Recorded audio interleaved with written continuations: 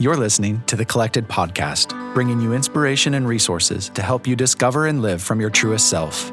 The Collected Podcast is a production of Collected Ministries, a nonprofit organization dedicated to helping disciples of Jesus discover and live from their true identity in Christ, recognize and walk in their divine purpose within the kingdom of God, and experience growth in their capacity for mature, healthy relationships. Follow Collected on social media at Collected Ministries, and be sure to visit thecollectedpodcast.com for show notes and additional content related to today's episode.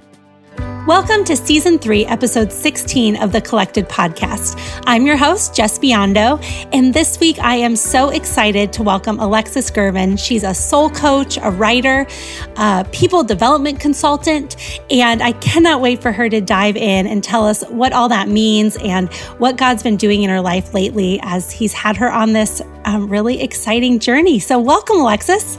Thank you so much for having me. I know this has been like a long time coming, so I'm excited we finally get to dive in. Me too. And as we dive in, I was wondering if you could just give our listeners a little bit of background on who you are, what a soul coach is, and how you ended up kind of in this journey that you're on. Yes.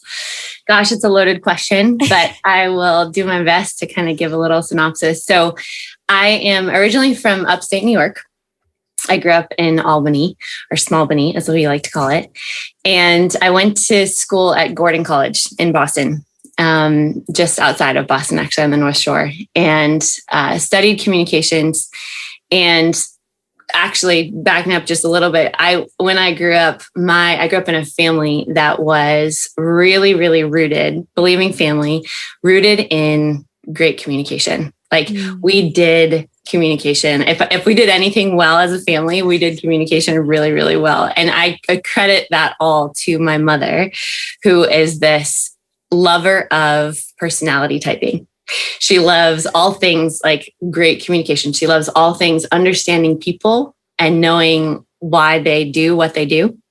So as like a little kid, 6th grade, we were learning the temperaments at our table, like at our dinner table. And when we would have like our friends come over, they would all like learn about their personality types, go home with like a little workbook. And they would learn about, whether they were outgoing or whether they were introverted, whether they were people-oriented or task-oriented and all of that. And so very much so from an early age and kind of wired into my DNA has been this like love of people, love of communication, love of diving deep underneath the surface to understand what's going on underneath what's going on. So went to college in Boston, studied communications and journalism. I've always been a lover of words, a lover of writing, been a journaler since I was in 5th grade.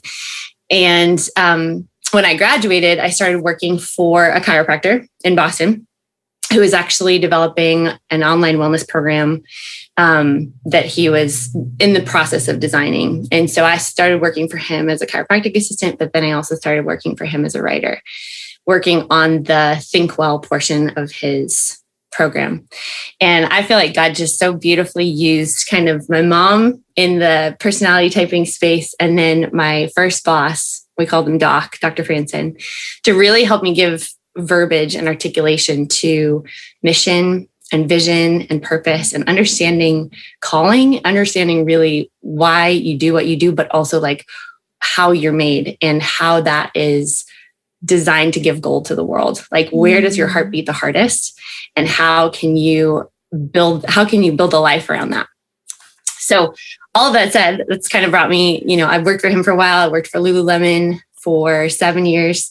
Doing leadership development work, doing education for them and training. And so much of my heartbeat underneath all of that has become this deep desire to understand, so similar to your desire in this podcast. So a deep desire to understand story, understand where people come from, why they do what they do, and then help them get verbiage, like get vocabulary and understand with words why they do what they do and how they can then show up in the world really powerfully, where their heart beats the hardest. And so I will often say I'm a soul coach because I see discipleship as what we are called to as believers, period. And I love meeting with people, learning their stories, and then just giving them the littlest bit of direction, whether it be a book to read or a habit to try or a rhythm to press into, to really help them identify like what's going on the underbelly of their life. And so it's almost a combination now of like lay counseling, because I am not a counselor, but I feel like I love looking back with people, spiritual direction in terms of just praying through with people what they're in the middle of, and then coaching, really giving them action steps to move forward into the future. Wow, that sounds amazing. It's been a lot of fun. I'll say that much. Throughout all of this, that's kind of led you to this spot you're at now. Was there ever a time when you questioned this path that you were on? So it's interesting because I feel like there's been a lot of moments of that kind of questioning, but there's always been sort of this like deep knowing. And I think, so much of our life is walking with the Spirit, right? And is staying constantly perceptive to, or constantly keeping ourselves perceptive to his little nudges and his little bits of direction. And I know there are moments for sure that I've questioned it. I think really one of the biggest ones was actually in the last few years as I got this nudge from the Lord. My sister married a football coach from Birmingham, Alabama. And they started having their babies a number of years ago. And me still being single, I knew that I could, if I wanted to, like if it was right, I could go and basically do life with them and support them as they journeyed through, having babies while he's building his coaching career, which is a pretty rigorous thing. It's almost like a military life that they live. And so a couple of years ago, I got the nudge from the Lord to move to Birmingham and to actually start to do life with them. But that felt like really out there in terms of like, okay, wait, I'm going from Boston. I had lived for a while in Santa Barbara, California, which was a blast and a huge component of my life and kind of building into now what I do. But I had moved back up north and I was like, wait, Birmingham, Alabama, what the heck? Like, what's down there? And it was just such a clear nudge of the Lord. And it was by far one of the greatest moves I could have ever made. It, the community that I developed in Birmingham, the friends I made, the number of clients, actually, the coaching clients that I actually gained while I was in Birmingham have exploded my business, literally. And so it was just this really divine move. And then on top of that, one of the most recent ones was that they then got relocated to Akron, Ohio, which is where I am right now. And same journey, right? I'm in Birmingham. I'm loving it. I have great friends down there. And then all of a sudden they're like, Akron, Ohio. Who wants to move there?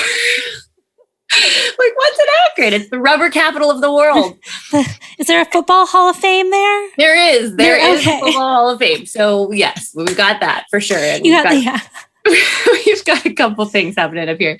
But again, it was just this nudge from the Lord that was like, the work that I've been in is soul coaching work and can be done anywhere and can be done with anyone ever. And I don't necessarily have just a specific niche. I have a good number of college students that I work with. But again, with 2021 and Zoom, you can work from anywhere. So I feel like so much of my life has then also been just listening for the Spirit in who I'm serving, not just from a vocational standpoint, but like familially. I believe the nuclear family is the basis of culture. So I want to continue to keep my family together. So that, I think those nudges have been really big ones to follow. Wow, that's amazing. And I just see like so many like provisions of the Lord through all of that. But also this kind of reminder that just because we're comfortable and thriving in one place doesn't mean that we're supposed to stay there. And sometimes we are. So true. And even in that, I remember having a great conversation with one of my non-believing friends in Birmingham who was so shocked at why I would leave. Because she just was like, you have a great life here. Like, you've built a community in a really short time and look at all that you have. And I was like, yeah, but I know for certain that this is the direction I'm supposed to go. And this has been so wonderful. And I know that it will be wonderful where I go, because that is where the Lord is calling me to next. And so it was a great conversation. It was a great conversation to have with believers in terms of just the bolstering of our faith, but also the kind of curiosity that we birth when we are, when we are following his nudges where he's leading us. Yeah. And I mean, that can also be really scary. Mm-hmm. I think like stepping out into the unknown, into a new season.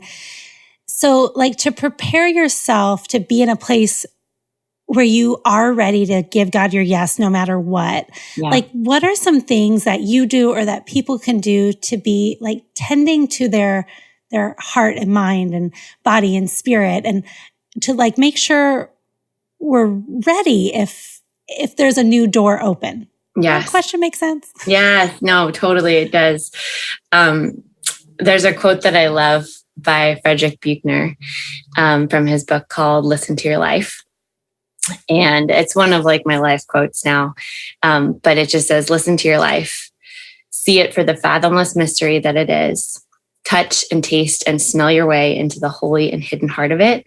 Mm-hmm. Because in the last analysis and the final analysis, all moments are key moments. And life itself is grace. Oh, wow. And that's like, I mean, if that went on my tombstone, like that was how she lived her life, then that would be great. That would be like the epitome of having lived, I think, well. But there are some really key elements, I think, to having a mind and a soul, a heart and a body that are all really beating together. Mm. And there's components of that, like the practices of Sabbath, the practice of the weekend review, which is part of my Sabbath. Like there are a number of things that I really think we can do to stay steadily remembering and steadily reflecting on the work of God in our life, and therefore aligning our steps accordingly. Mm. So to me, Sabbath has been a huge component of that. And I think that's really one of the key rhythms, one of the key components that I see as just a crucial element for humanity. Like God gave the Sabbath to Israel, and Israel was kept by the Sabbath, right? And so in the most beautiful of ways, he renews us by resting. And so one of the things I love to do to keep mind and body and soul and spirit kind of all together is that every week on my Sabbath, I will do what I call a weekend review. And I'll go through categories of, physical, mental, social, spiritual, professional, vocational, financial, and recreational. And I kind of use those 8 categories to reflect on the week before, to do what I believe we're really called to in terms of remembering the week before, to pause on the 7th day and actually remember what he's done and call it good. And in those categories to really consider, like, where are the themes? Like, what did God do? What are some trends? What are some habits or some tendencies I'm noticing in each of those things? And then how can I be intentional about getting rid of what I need to get rid of and taking with me into this next week what I want to take with me into this next week? Like, Lord, what are you doing? But I really feel like going through categorically, to me, it's like letting words order your soul, right? It's like actually doing, making the time to remember, to reflect, to recreate and renew, and then move into the coming week with an intentionality around not just what's happening, like not just what's in your planner, not all of the meetings and the conversations and all of what you have to get done, but really what's going on underneath what's going on, what's kind of driving the intention and the motivation in your heart set and your mindset as you're moving through the week. And so that to me has become a practice that I've loved. And I think we can continue to dive into just the bigger concept of the physical and the spiritual really being intertwined. But I think that practice for me has been a real tangible one. Yeah, that is powerful. And for someone who is listening and thinking, oh my gosh, that sounds amazing, but even the thought of like taking a Sabbath seems overwhelming, or, with just the busyness of life, and if there's kids and families and jobs. And so what would you say to that person on how to begin this? Some like first baby steps if they don't have a whole day yet, but what can this look like on maybe a smaller scale? Yeah, that's such a great question. And actually, my mom said to me the other day, because she knows the practice that I love so well of Sabbath, and she knows the season of life that so many of my friends are with, they all have small kids, right? They're all like, my sister's got 2 little ones, and so many of my good friends have their 2.4 children right now, so I feel like I'm speaking like the single that I am, but the reality is the reality of life for so many people, it's just a much busier pace. I mean, that is the way of the 21st century, right? Mm-hmm. We are enamored with, and very much so, like life requires us to move and to be productive and to be efficient and all of that. One of the things that I would say, and John Mark Comer, I have to give such a shout out to him because, man, I love his resources on Sabbath. His book, Ruthless Elimination of Hurry. Have you read it? No, I haven't. I've heard of it. It's a game changer on a lot of levels. I'll put that on my summer reading list. Yes, do for sure. It's powerful, but he has some great sermon series on Sabbath. He's put out a number of resources. But one of the things that he talks so much about is creating a family culture around Sabbath and making it so that there are notable practices and reminders throughout a day. If you're going to choose a day that's going to be a day of rest, even if it's not a full 24-hour period, although that is how it's defined in scripture, even if it's not that, what are some practices that you can do to start to build a familial Sabbath culture and start to just usher in moments of heaven coming to earth and the miraculous and the mundane. Like, what does that look like? That's me, my 4-ness on the Enneagram, like coming out. I love that. And, I love in the most ordinary of moments, like how do we make them miraculous and how do we usher in the Spirit? But, so he talks a lot about, just even using the table. And I think the table is a symbol on so many levels, is a tool that Christ used so beautifully all throughout scripture, a tool that God uses all throughout scripture to just call us back to remembering. And so using the table, using the dinner table, the breakfast table, the lunch table to usher in redemptive conversation, to usher in just intentional conversation. So from a familial standpoint, to have, on a Sabbath or to have on a day that you're trying to usher in some practices of Sabbath, either a breakfast, a lunch, or a dinner that's just really intentional, where phones are all away, where there's a couple questions that you're actually going to dig into as a family. Maybe it's going around and sharing gratitudes from the week and hopes for the coming week. Maybe it's even diving into, highs and lows from the week, or your greatest accomplishment from the week, or one of your significant conversations from the week. Like, and you can dial those all the way down to little ones, right? Like one of my favorite things now to do is sit with my niece and nephew at the lunch table, and we'll do our gratitudes. And my niece now can say, "I'm grateful for," and we'll go through what she's grateful for. She'll say, "My cozy covers and my snuggly pajamas," and just to usher in the spirit of gratitude, the spirit of calm, taking a deep breath and saying, okay, how can we intentionally bring in redemptive conversation, remembering conversation, even at the table? Yeah. And that's so powerful, especially to start that at such a young age. Because gratitude just shifts our perspective on everything in life. Massively. That's amazing. It's huge. And even too, I'll often say gratitude's the muscle. It is like, it's so able to be worked and able to be strengthened, but also can be completely dormant and can be, like a muscle can atrophy, And so when we're not exercising it, it's really hard sometimes to find gratitude.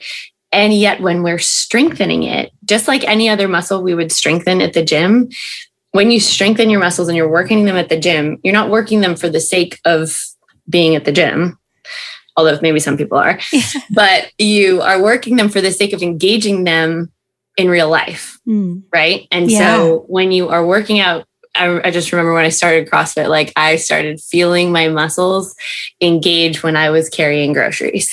And I was like, oh, wait, got it. Now I'm understanding how this whole thing works. And so what I've realized in gratitude is the same thing. It's like the more we exercise it when we're choosing the practice, right? Like choosing to sit down and usher it in around a table, choosing to keep a gratitude journal at night and write down 3 things we're grateful for every night. That's the practice. So that then in the day-to-day, when things are hard, and when it's hard to find gratitude, that muscle is strong and it can be called on to work. Yeah. It's a powerful thing. Yeah. Wow. It really is. And I mean, I think sometimes too, when we're in those situations that are hard or, challenging, it's sometimes hard to see like, okay, God, where are you in this? Or this doesn't look how I expected, but that doesn't mean God isn't in it and using it. And so that's such a powerful practice. You mentioned that you are an Enneagram 4. Yeah. And in the beginning, you started, telling us about how growing up from a young age, your mom was always talking about different personality things and communication. So how did discovering the Enneagram continue to influence your identity? Or we love the Enneagram on the podcast. Big fan. So could you speak into that a little bit about your personal journey? Yeah, 100%. So the Enneagram has been a gift on so many levels because although I did grow up in a family that loved personality typing tools and assessments, the Enneagram, my whole family will say, was one of the most liberating tools to finally discover because it was almost like it brought all of them together. Yeah. Really remarkably so. And, we studied when I was little and my mom was really just diving into all this stuff. We started with the temperaments, which are like, sanguine, choleric, phlegmatic, melancholy. And it's like Florence Littauer and Tim LaHaye that wrote books on that. And so those are some of the older versions of just personality typing in general. Then we went to Myers-Briggs, studied that a little bit. I understood from the temperaments that I was a melancholy, but that didn't necessarily really nail me or, really sort of give full verbiage for why I was the way I was. I was way more emotional than a typical melancholy would be. And then we started studying that. We did the disc model, that too, kind of, I fell in like the C range, but again, it just wasn't as full bodied. Studied the Myers-Briggs a little bit, did some leadership assessments that now actually use with teams called the 5 Voices, where it's derived from the Myers-Briggs. And so it really unpacks how you process the world, how you take in information, how you process it, how you order your world. But the Enneagram, I felt like just brought everything together. And when Ian and Suzanne wrote their book, The Road Back to You, which I'm sure has gotten many shout outs on this podcast, I just felt like it brought so much together. And I originally thought it was a 1. Okay. Because of the inner critic. And that for me is just a reality. My little critic inside my brain and heart is very loud, and I have to constantly reframe and constantly surrender, constantly just invite the spirit back in to remind me the truth. But my mom had actually seen Ian Cron speak a couple years ago, and he defined the difference between a 1 and a 4 because they both have the inner critic. And he talked about how 1 would walk into the room and could see everything external that needed to be fixed, like the cord that's over there in the corner that needs to be tucked away, or the chair that's out of place or whatever. But the 4 would walk into a room and immediately turn inward with that critical kind of spirit, and it would be like, oh gosh, I am not wearing the right shoes. Do I belong here? I don't really feel like these people are going to think that I'm supposed to be here. Kind of that like inner dialogue that's very critical, but it's turned more on belonging than it is on the external environment. And I was like, okay, got it. I'm a 4. And so since then, diving in, man, I've really just done, it's all been kind of our own study as a family, but, reading books and listening to podcasts. But Ian said something on one of his podcasts about for 4s, realizing that no emotion is final was so powerful. Yeah. Because as a 4, I feel things to the hilt. all the time. Like I feel my highs really high, my lows really low. And I, every moment for me, whether it's like, epic sunrise on my birthday and it's, really incredible moment, or I'm driving home from spin class on a Tuesday night and I feel like it's the most incredible moment on the planet, like I'm the one that loves ushering in the extraordinary and the ordinary, but I've also had to realize like certain moments hold certain amounts of weight. Mm. And I think that's become one of my biggest prayers is, Lord, help me hold with the proper amount of weight each moment that you bring. And so realizing that, and the whole like no emotion is final, I literally have a Post-it on my desk that says no emotion is final. And so I have to remind myself on the regular that is key. And then I think too, just as a realizing, one of our biggest blessings and one of the biggest curses is that you know that you have a lot to bring to the world, but you also never feel like you belong. Mm. And so it's this really interesting dichotomy that is constant. And I think for is like maturity for us is learning how to harness the negative emotion, harness the critic, that inner critic, and realize the gold that God's given and really hone that, because there can be such gifts to bring to the world through whatever artistic craft we have, through whatever goal that is that God's given us. But so often we can sabotage ourselves because of that depth of emotion that so often we can just spiral into and never get out of. And then we never actually give the world the gold that depth of emotion can bring. If that makes sense. Yeah, it does. What would you say to someone who's listening and is struggling to feel like they belong or have a place? And I mean, they believe in God. Mm. They believe he has a plan for their lives, but they just don't feel like they're, I don't know, in the right place, or I don't know, like something's missing. Yeah.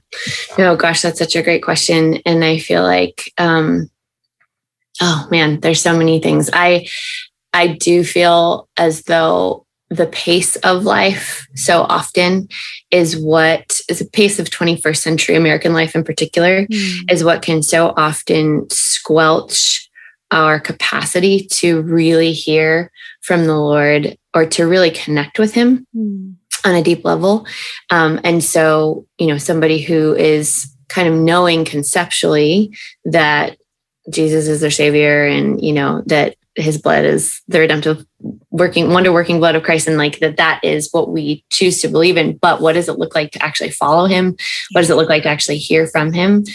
I am just such a big proponent of slowing down to consider, like slowing down to begin to listen to the nudges from the Lord, whether that's through wise words of wise counselors around us, whether it's through just disconnecting from all of the channels that we have that have constant access to us all the time. Now it's like in 21st century life, we no longer have, it's not like we have to go find noise like we used to for centuries, right? We don't have to go find entertainment. It finds us and we have to turn it off. And so I would say for people who are just really on the journey of like delving deeper in their walk with the Lord and really wanting to hear from him, it sounds really simple to say, get quiet, but that takes a lot of work.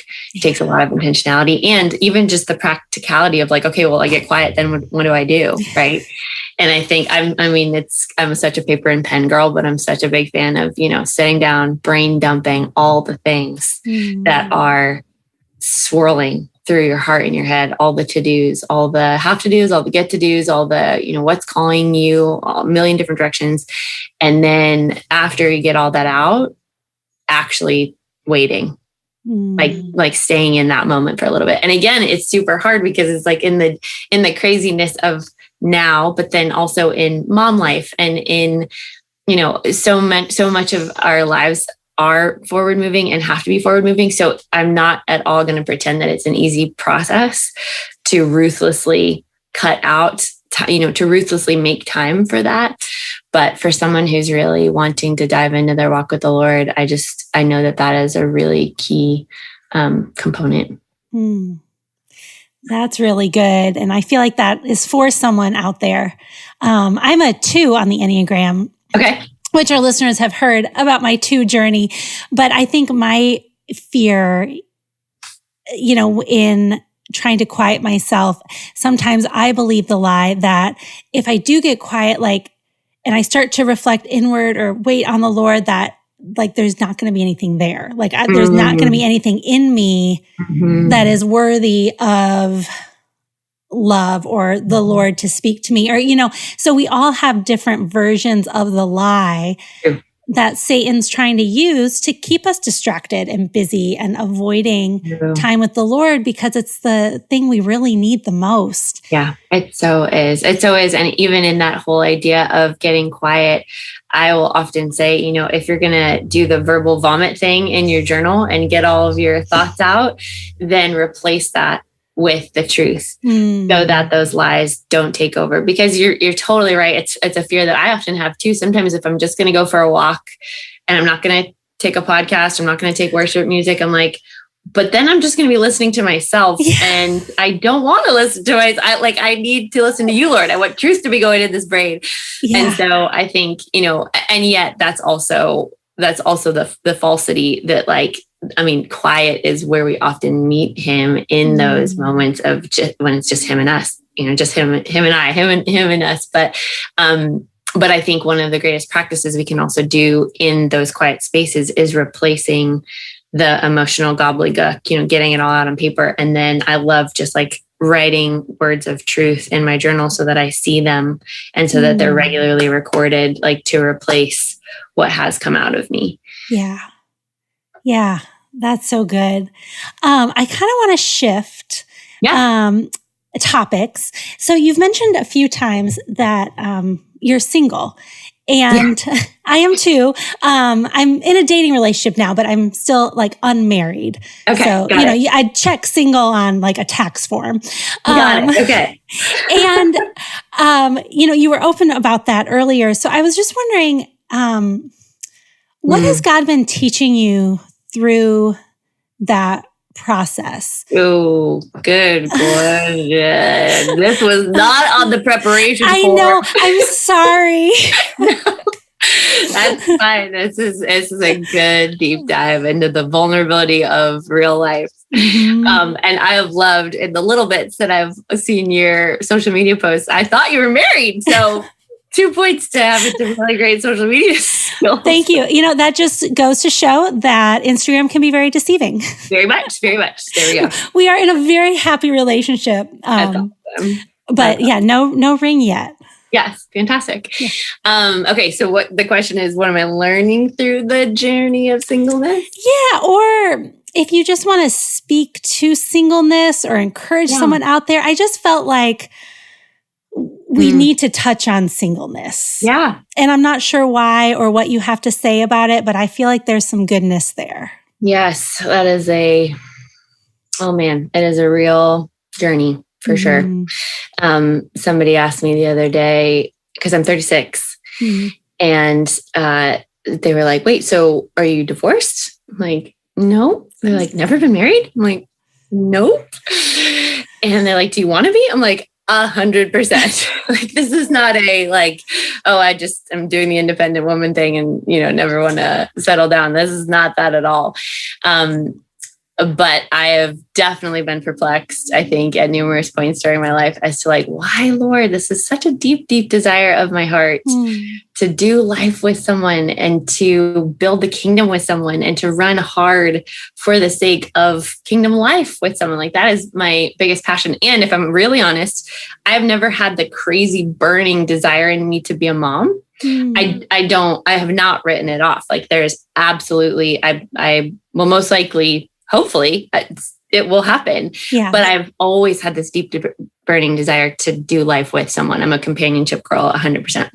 I mean, I'm a 4. I'm a romantic, right? So I write the books. Yeah. But all that said, it's that steady journey of knowing that I will go, if I'm single my whole life, I will go to the grave with it being one of the deepest desires of my heart to do life with someone. But I've also realized how beautiful and wonderful and crucial it is to make the most of the life that he has given us in every day, and to not long for the one thing that we think is just going to be like the fulfillment of all of life. And then once we get that thing, it will be done. Like we won't have any great longing after that. And the reality is, and I think if anything, it's a great, this is probably the nugget that I would just sort of land on around singleness that I'm relishing and really trying to practice right now, is that there will always be something. Right. We are humans, and this side of heaven, there will always be burning desires in our hearts. And once we cross one threshold, there's always something else that just in our flesh and as humanity, like, and the Lord put those desires in us on a number of levels too. And yes, with the world, the flesh, and the devil, there's a lot of conflicted components of those desires. They can twist on a lot of levels too. However, the point is there will always be something. And so I think what he's really trying to just teach me right now is that learning deep contentment, learning that practice of gratitude, learning that like every day is actually a gift. Like that's not just, a Hallmark statement to go on one of those little wooden plaque things on your desk. It's like really life is grace. And therefore today, getting to step into the work that he's given me to do, the relationships he's given me to be in, the conversations, like ushering in redemptive conversation is just one of my like life mottos. Like that is what I want to do. And like at all moments, at all times, people make fun of me and they say that I scuba dive. I won't snorkel in conversation. And I'm like, yeah, who likes to snorkel? Like, come on. Nobody likes a snorkel sesh. We like a scuba sesh. And so in that, just realizing that, most likely there will be something after the whole marriage thing happens, which like God willing, there will be something else. And so what do I learn from a character standpoint, from a trust, from a faith standpoint right now in my journey with him that I can take and learn deep for the sake of, listening to this life and relishing this life and living and stewarding well what he's given me right now, regardless of whatever that burning desire is, because there will always be a burning desire. Yeah. Oh, see, I knew you had something. You knocked it out of the park. And that is a word for people at any stage in life, like not just single. Because like you said, there will always be an unmet longing because we live in a broken world. Like we're waiting for the kingdom to come fully. And we experience, the kingdom of heaven on earth now. Yeah. We get glimpses of it, but really, we're all longing for Jesus to come back and for the promises to be fulfilled. But that was good. Thank you. Yeah. And I even needed that reminder too, because it's like, I am in a wonderful relationship with a wonderful, godly man. And now I get the questions constantly like, so when are you guys getting married? When's it happening? Well, yes, I want that. But also this season's so sweet. And I don't want to rush out of just enjoying dating him and getting to know him without all these other obligations or pressures or, the busyness of life. Like our whole focus right now is just to like get to know each other and cultivate a relationship. And so I've had to remind myself of that constantly of like, don't wish for the next thing and miss what this season's for. 100%. And one of the things, I'm not sure if we'll wind up getting to it or not, but I know that one of the greatest lessons, but one of the greatest, again, quotes that have sort of started to become the words that have created a soundtrack for me over these last few years came from A.J. Heschel, Abraham Joshua Heschel, who's a Jewish rabbi who writes a number of things. But in his book on Sabbath, he talks about the goal of the Christian life is not to amass information, but it is to face sacred moments. And I would say to face sacred moments and hold them well. And that has started to become for me like a mantra for all of my days in terms of what does it look like to show up to, we can't create those moments. Like we don't create sacred moments, but God does. And we can show up ready and available to hold them, to help others hold them well, to usher them in as they're coming, to not like squelch them. And so I just think about it in light of even just the season that you're in, the season I'm in, what does it look like to relish the moments of life now, regardless of what's coming or regardless of what we're longing for? Like, what does it look like to relish and to face sacred moments in the now?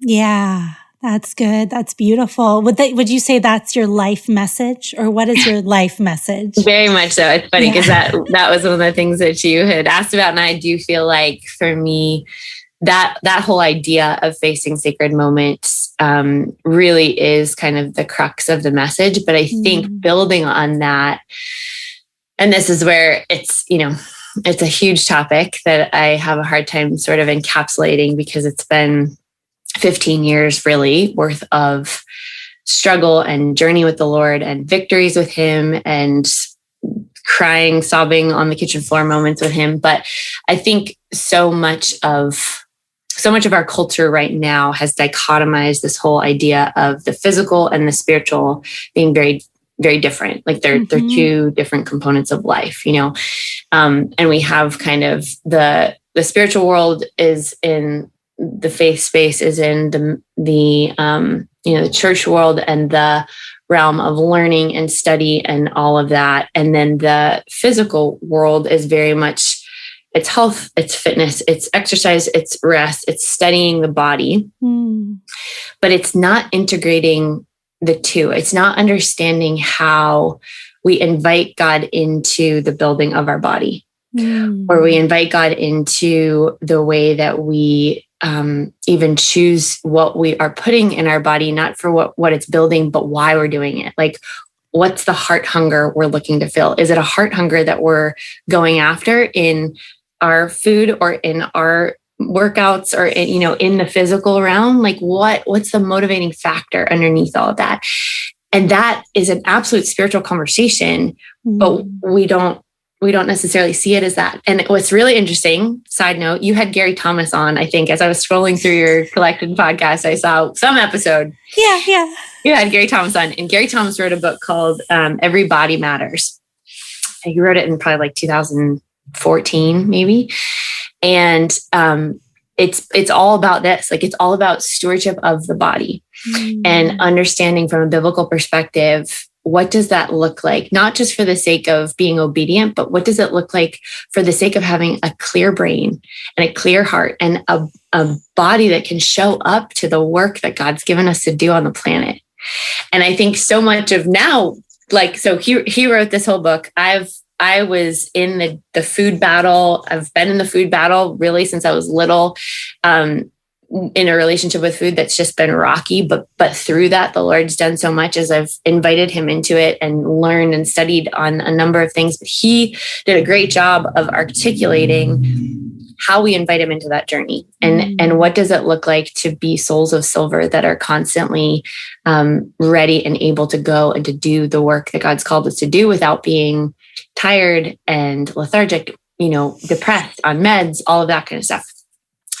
All of that said, I think now with my kind of health and fitness background, but also with my journey with food, and then with just this deep desire to face sacred moments and to have life, be about that, because so much, I think that so much of what God's designed is for us to do that.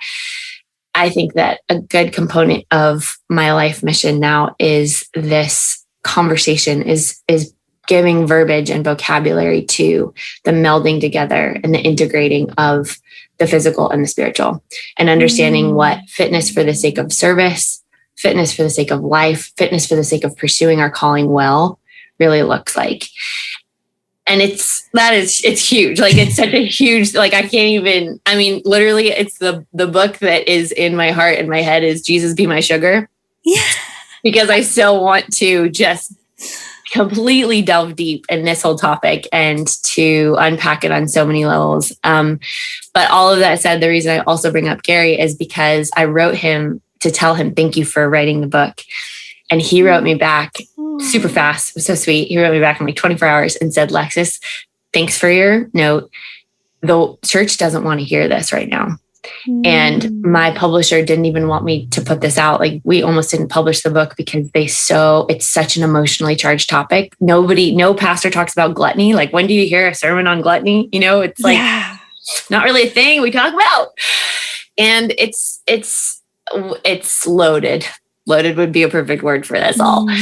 But all of that said, bringing it all back around, I do feel like a huge component of my life message now is intertwining, like learning what it looks like to steward the body well for the sake of facing sacred moments. That's amazing. That's so beautiful and such a powerful life message. I love it. We are almost out of time.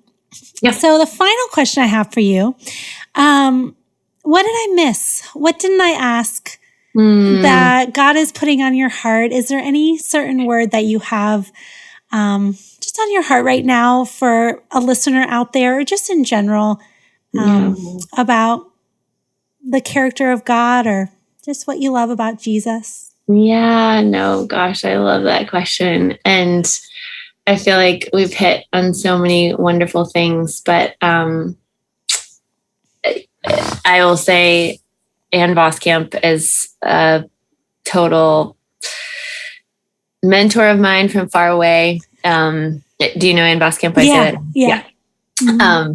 And her book, 1,000 Gifts, was just a total game changer for me. It was one of the only books that I wrote a letter to myself before I read it, because I knew it was going to be such a life shaper for me. I wrote it in the front cover, and I've read it now so many times. And, her whole concept is gratitude.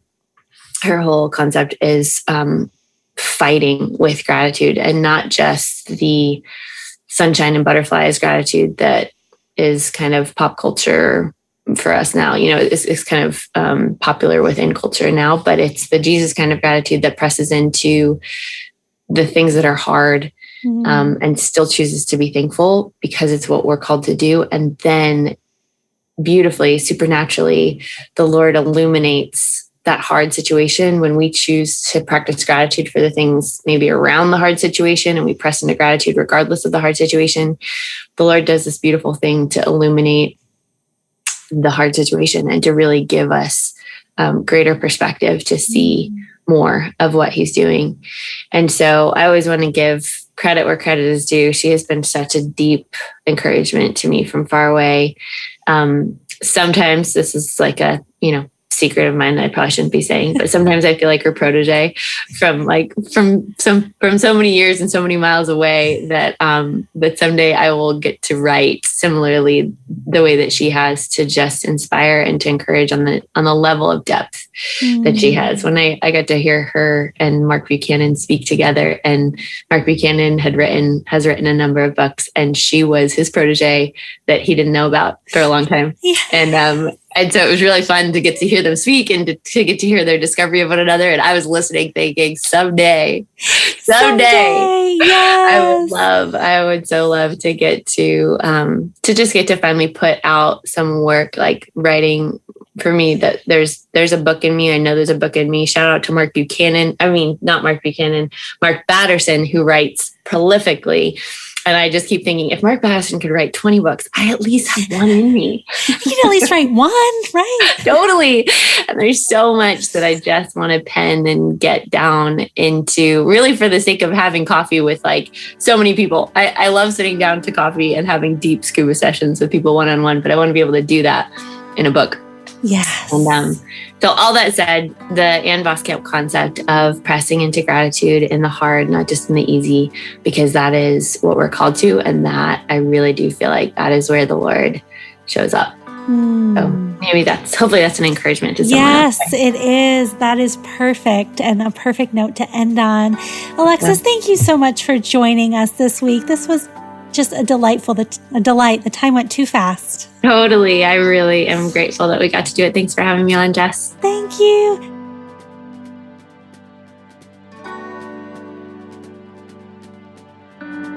What a great conversation with Alexis. I just love that her message just proclaims over and over the power of gratitude. And kind of this idea kept running through my head too, that nothing is wasted. Like when we focus on gratitude in situations, then God can use every part of our stories, even the parts that seemed really hard or complicated. We can start to see his fingerprints through all of it, even if it's not what we expected.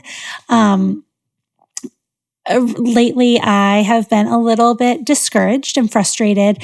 A while back in November, I shared that my condo flooded, and it's over 6 months later now, and they haven't even started the renovations. There's been delays with FEMA approving the flood claim and just all sorts of delay after delay after delay. And now my lease is up at my temporary housing in a month, and there's no end in sight. They have no idea when it'll actually be done. And I feel such a loss of control. I can't fix it. I can't make a plan for where I'm going to live next because I don't really have an idea of how long it's going to be. And in that, I feel like I'm supposed to trust the Lord, that he will provide, even though I have no logical, rational way of knowing how this is going to play out. I don't have enough information to make a plan of my own. And I just feel helpless in this. And yet I feel God continually saying, trust me. Like, practice what you preach every other week on the podcast. Let go of control and trust me. And so that is what I'm trying to do. And my gratitude right now is that I am thankful for this place he's provided through the next month. I am incredibly thankful that I have friends and family members and people who love me and have offered guest bedrooms. I'm thankful, for the way that God has provided finances to pay for the place I'm in right now. So those are my 3 gratitudes for my current situation. And so, just practicing flexing that muscle, and we'll see what happens next with it. But I just felt compelled to kind of, tear down my walls a little bit and be honest and share that, and give you an update. If you listen every other week with us, you may remember me sharing about that. So that's kind of where we're at. And it's a bit of a struggle, but I am choosing to believe that God will make a way in it, even if it doesn't look like what I expected of being back in my place, in the time window they gave me. So I just hope this week you're encouraged and you are practicing gratitude. If you're not, when this podcast ends, I challenge you to think of 3 things that you are thankful for, big or small. They can be super small. You can be thankful, for this awesome interview with Alexis. But I just hope you have a wonderful week. We are praying for you as our listeners, and we love you very much. I hope you have a good one. Thank you for listening to the Collected Podcast. Please be sure to subscribe, rate, and review. And if you like what you've heard, we'd love it if you'd help spread the word. Check back here for new episodes dropping every other Thursday. You can follow along on social media at Collected Ministries. If you would like to support Collected by making a tax-deductible contribution, please visit collectedministries.org/donate. The Collected Podcast is also on Patreon at patreon.com/thecollectedpodcast. That's Patreon. Become a patron for as little as $1 a month to gain access to bonus content, early bird ticket sales, giveaways, and more. You can also find Tia at Tia McNelly Notes and Jess at Spreza Foundry. Collected proudly supports and partners with Flourish Kenya, a nonprofit working to support and prevent unplanned adolescent pregnancy in rural Kenya. Learn more at flourishkenya.org. The Collected Podcast is produced by Jess Biondo and edited by Jacob Early. Music is by Asaf Elan.